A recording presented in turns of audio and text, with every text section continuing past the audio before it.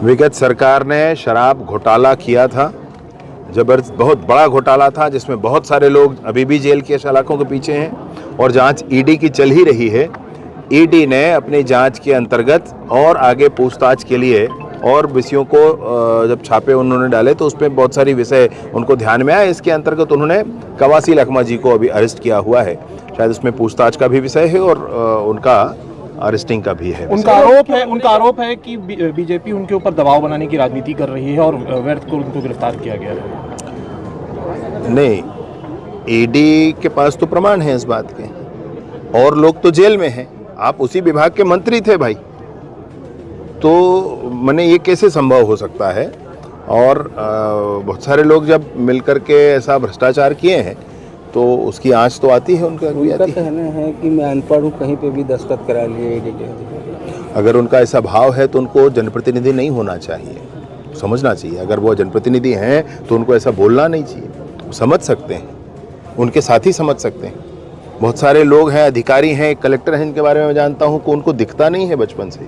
उनके साथी होते हैं जो उनको असिस्ट करते हैं। ऐसी सारी व्यवस्थाएं हो सकती हैं। अब आप पूरे घोटालों के बाद अगर इस बात को कह दें तो फिर तो मैं नहीं समझता हूँ कि ये क्या स्थिति है। ईडी के पास कई दस्तावेज मिले, उसमें पूर्व मुख्यमंत्री भूपेश बघेल की भी हस्ताक्षर मिलने की बात सामने आ रही है। अब वो ईडी वाले बताएंगे और आप भी बता सकते हैं, मुझे ध्यान नहीं है, उस बारे में जानकारी नहीं है। मतलब ये है कि जो भी जांच होगी और जांच दृढ़ता से हो, ये बहुत स्पष्टता है भाई। इसमें कहीं कोई कोताही, कहीं कोई विषय ना हो, जांच पूरी ताकत के साथ हो, ऐसा मैं सोचता हूँ। का शुभारंभ है थाना। शुभारंभ मतलब थाने का आरंभ तो होना नहीं चाहिए, आदर्श स्थिति की तरफ चले। परंतु भारतीय जनता पार्टी के पिछले विधानसभा के चुनाव में घोषणा पत्र में यह विषय स्पष्ट था कि प्रत्येक जिले में महिला थाना खोल करके और महिलाओं की सुरक्षा सुनिश्चित करने एक कदम सरकार और बढ़ाएगी। उस तारतम्य में पहली बार में समूचे प्रदेश में 5 स्थानों पर महिला थाना स्वीकृत हुए। जशपुर है, रायगढ़ है, जगदलपुर है, राजनांदगांव है और कबीरधाम। और आज समूचे प्रदेश में पहला थाना जिसका उद्घाटन हो रहा है वो हमारा जिला कबीरधाम है, जिसका थाना आज उद्घाटित हो रहा है। थाना के उद्घाटन के साथ ही 23 लोगों का स्टाफ, मतलब एसआई शांता लकड़ा जी के साथ में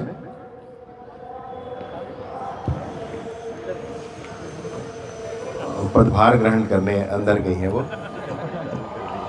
तो शांता लकड़ा जी के नेतृत्व में कुल मिलाकर 23 लोगों की टीम अभी यहाँ दी गई है और ये पर्याप्त संख्या है। इसमें जिन विषयों के लिए ये थाना है, पर्याप्त संख्या है। साथ ही में मुख्य थाना भी है, तो दोनों ही तालमेल हो सकता है। महिलाओं के मन में विश्वास हो, महिलाओं के मन में ताकत हो, देर शाम तक भी घूमें तो उनको ये न लगे कि कोई परेशानी हो सकती है क्या। इस स्थिति का निर्माण करना, इस स्थिति को बनाए रखना, ये हमारा लक्ष्य है। और हमारे सारे पुलिस महकमे का जो भाव है वह भी ऐसा ही होता है। कार्यक्रम में विशेष रूप से विराजमान पंडरिया विधायक आदरणीय बहन भावना बोहरा जी, आदरणीय राम कुमार भट्ट जी, आदरणीय सुशीला भाभी जी, आदरणीय हमारे भाजपा के जिला के नवनिर्वाचित अध्यक्ष राजेंद्र जी, दिनेश जी और जनपद के अध्यक्ष महोदया बबलू जी विराजमान हैं, नगर पालिका के पूर्व अध्यक्ष जी विराजमान हैं और विशेष रूप से आईजी राजनांदगांव आप विराजमान हैं और हमारे कवर्धा के एसपी साहब वो भी विराजमान हैं। सभी विषयों पर महिला सुरक्षा का विषय सबसे अधिक महत्वपूर्ण है, उस पर आज थाने का प्रारंभ है। एक एसआई के साथ साथ 22 और स्टाफ, ये पूरा स्टाफ आज काम प्रारंभ करने वाला है।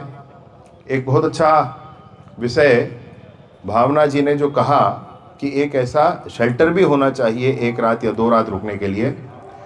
ये सखी सेंटर के नाम से होता भी है, जिलों में एक सखी सेंटर के नाम से ये होता भी है, परंतु ये महिला थानों में भी हो जाए, इसकी भी कोशिश करेंगे। मैं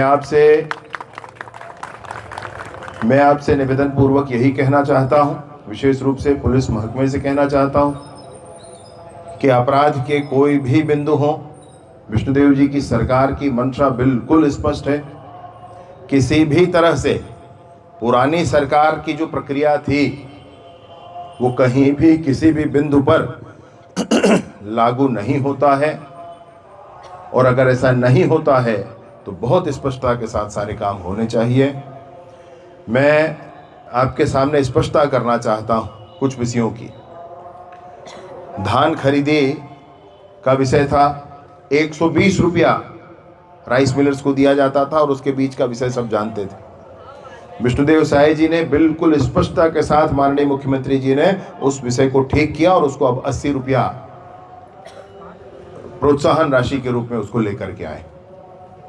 आपको ध्यान होगा पीएससी की परीक्षा पिछली बार होती थी तो बड़े आदमी के, पैसे वालों के बच्चों का सिलेक्शन होता था, बड़े अधिकारी के बच्चे का सिलेक्शन, बड़े नेता के बच्चे का सिलेक्शन होता था, और जो मेहनत करता था और लड़का मेहनत करते थे वो छात्र पीछे रह जाते थे।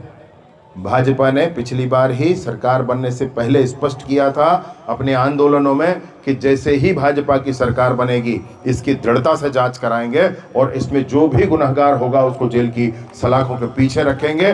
भाजपा की सरकार बनी, सीबीआई से जांच हुआ और आज वो लोग सारे जेल के सलाखों के पीछे हैं। इस बार जो पीएससी की परीक्षा हुई बहुत स्पष्टता के साथ माननीय मुख्यमंत्री जी से उसमें से टॉप 10 के परिवार वाले मिलने गए थे, उनके चेहरे पर संतुष्टि थी।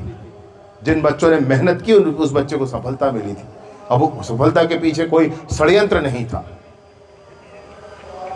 शराब का बड़ा घोटाला हुआ था पिछली बार, आपको ध्यान है, लोग जेल के अंदर हैं, अभी भी लगातार जेल के अंदर जाने की प्रक्रिया जारी है।